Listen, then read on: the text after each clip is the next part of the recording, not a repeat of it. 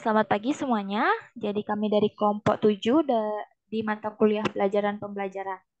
Nah, pada kesempatan sebelumnya kami telah menjelaskan mengenai teori humanisme secara teoritis. Nah, pada kali ini kami akan menjelaskan penerapannya di pembelajaran di kelas secara nyata. Nah, pada video ini eh, menggunakan descriptive text sebagai bahan diskusinya. Baik, langsung saja kepada penjelasan.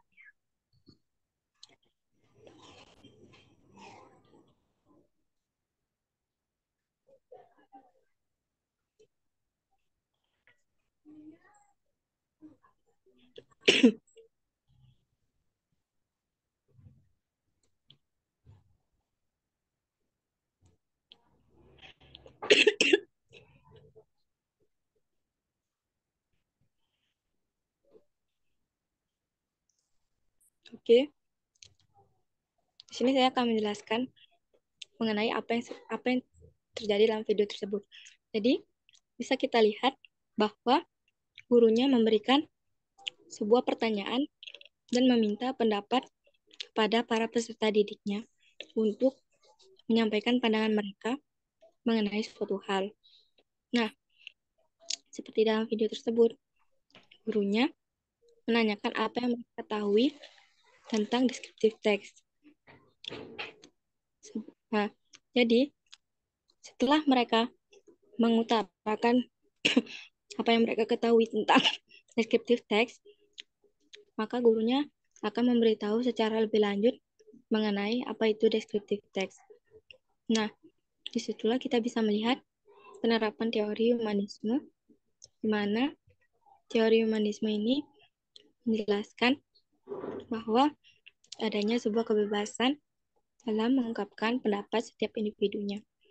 Di dalam video tersebut juga, guru memfasilitasi kegiatan agar tidak ada yang saling menjatuhkan atau apapun hal-hal yang bisa mengundang keributan.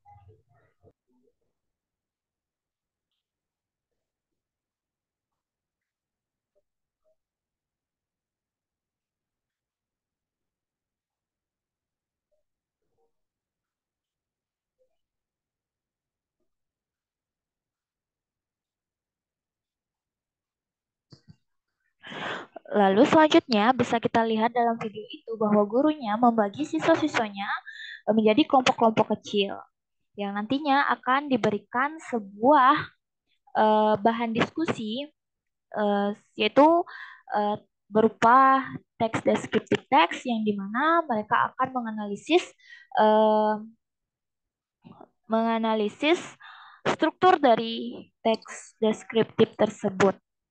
Nah, dalam forum diskusi ini bisa kita lihat penerapan teori humanisme, yaitu adanya kebebasan dalam mengemukakan pendapat masing-masing individu.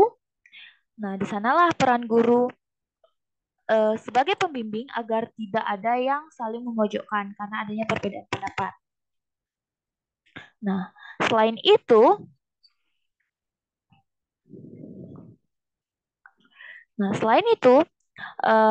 dalam forum diskusi itu juga bisa kita lihat penerapan teori humanisme di mana para siswa menggunakan kemampuan kognitifnya kognitifnya yaitu kemampuan untuk memproses informasi, kemampuan untuk berpikir dan lain sebagainya.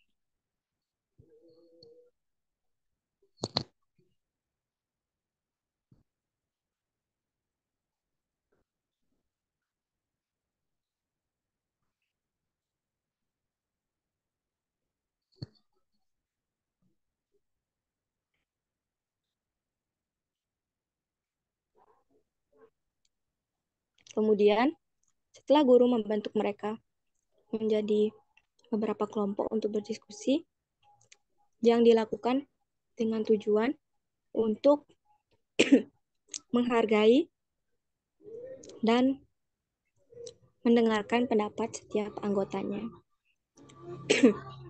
Di video tersebut, guru menerapkan pendekatan humanisme dalam presentasi kelompok, yakni memberikan kesempatan bagi peserta untuk berpartisipasi secara aktif.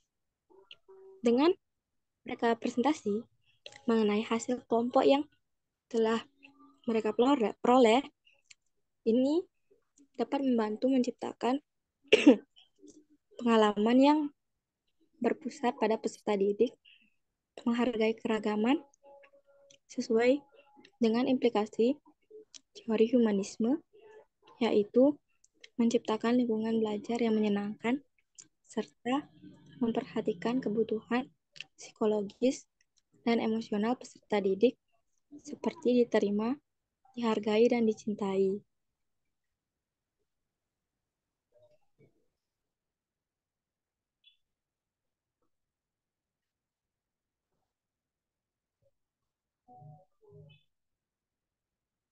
Nah, setelah mempresentasikan hasil diskusinya, lalu akan ada sesi tanya jawab di mana dan disinilah peran guru juga sangat penting untuk membimbing jalannya sesi tersebut agar berjalan kondusif.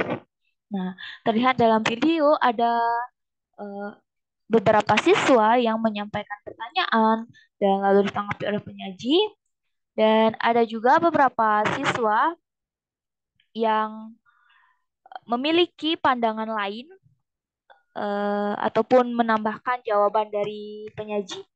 Nah, kita juga bisa melihat bagaimana seorang guru menjadi fasilitator dalam sesi tanya jawab itu dan mewadahi perbedaan pendapat yang ada dalam diskusi tersebut. Nah, seperti yang kita ketahui bahwa tujuan dari teori humanisme ini adalah untuk memanusiakan manusia. Jadi dalam penerapannya diusahakan untuk tidak ada yang saling menjelekkan ataupun memojokkan.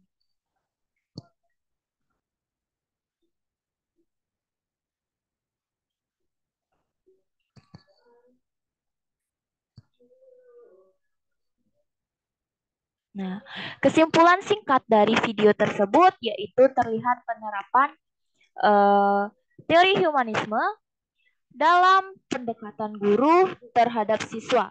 Guru memberikan kebebasan kepada siswa untuk menyampaikan pendapat mereka dan memfasilitasi kegiatan agar tidak ada konflik.